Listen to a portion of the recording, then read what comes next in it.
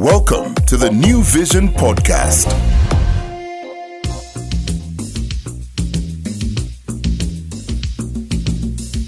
Hello there, wherever you are. I'm Joseph Bate, and welcome to the New Vision Podcast. This is our very first podcast, and today we're going to talk about a very important person in the history of music in Uganda, and that is none other than Elly Wamala. On August 22nd this year, it's exactly 15 years since he passed away, and he's still Uganda's music icon. 15 years on, Elly Wamala's music still lives. We love him, we love listening to his music, and when we play the music, it takes us back to those days. But who really was Elly Wamala? What is his legacy? Today we're going to look at so many aspects. We will look at his early childhood. Where did he go to school? The music career, how he started singing. We will look at his songs, the style of music, the hits, and why, in the first place, did we love him and his music? And besides the music, what else did he do? We also look at Wamala, the man. Who was he? What did it feel like being in his presence? The legacy. What did he contribute to Uganda's music industry? So, stay with me.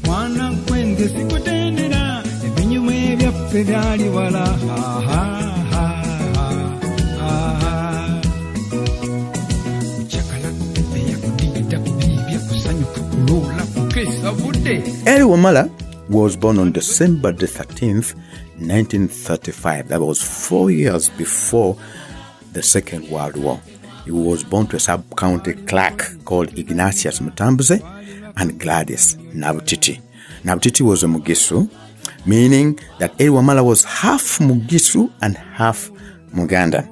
Now, the most interesting thing about Elly Wamala is that the father, Ignatius Mutambuze, was a polygamist. He actually had 19 kids, and Elly Wamala was the third.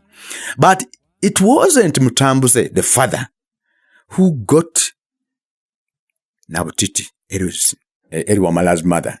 It was his head wife called Sifira Namono, who went and wooed Nabutiti for her husband and then asked her to give her a good child. Now, Nabutiti being young and being in a polygamous family where the women are struggling for, I think she was number 3, the wives were struggling for attention, she decided to walk away from the marriage and leave young Elly Wamala when he was very young. So that was how it happened. They got Elly Wamala, I think the father, and then brought him to Kampala, and they gave him to his paternal uncle. He was very strict, by the way. He was called Daniel Katunda.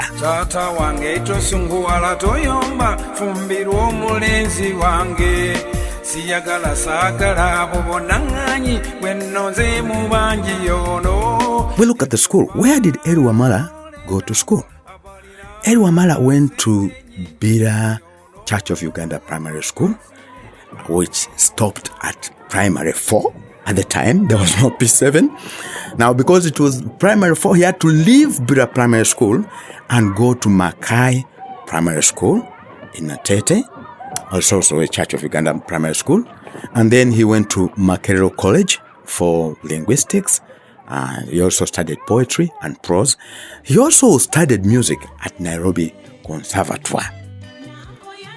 By then, it was the only music school in East and Central Africa.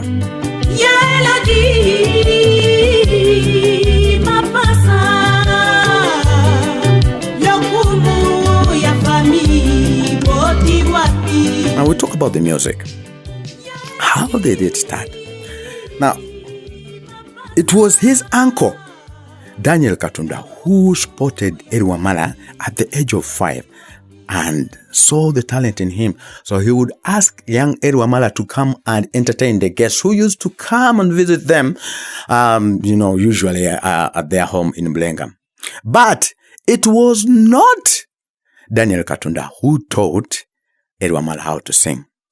Surprisingly, it was his head teacher at Mackay Primary School called David Livingstone Semiano who taught him how to read music, notation, breath control, tonal structures, and everything.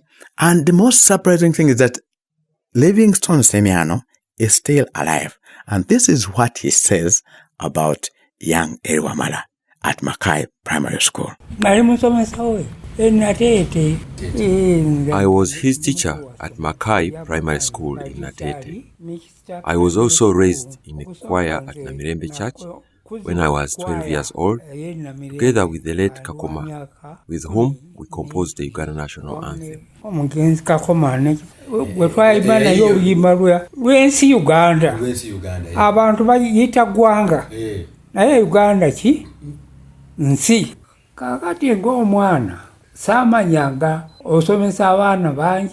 Although as a teacher, teaching many children, I didn't remember him very well, except when we would go out for music and drama competitions. That was in P5 and P6. Elly Wamala yali asoma kyakumeka?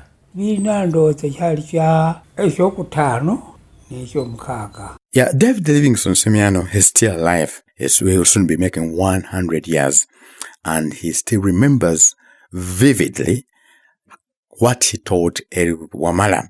He said, I taught him how to sing using very good tones. I taught him using a modulator. There's a modulator that has a scale from do, re, mi, fa, sol, la, ti, do. And then it has accidentals, semitones, re, fi, si. And he makes a very good point by indicating what he taught him. Do, re, mi, fa, fi, sol, la, ti, do. Elly Wamala, in 1958, created a style of music called Kadongokam. And what did he do? Because he knew how to play the guitar, he just got the back cymbal rhythm and plucked it on the guitar and wrote some playful words over the rhythm and wrote a song called Nabutono.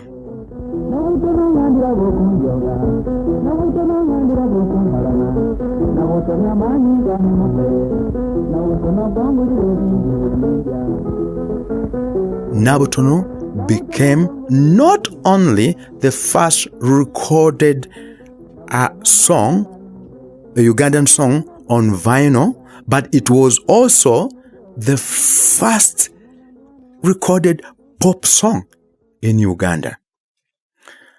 And that set Wamala on the course of music production, on the course of songwriting that later made him an icon.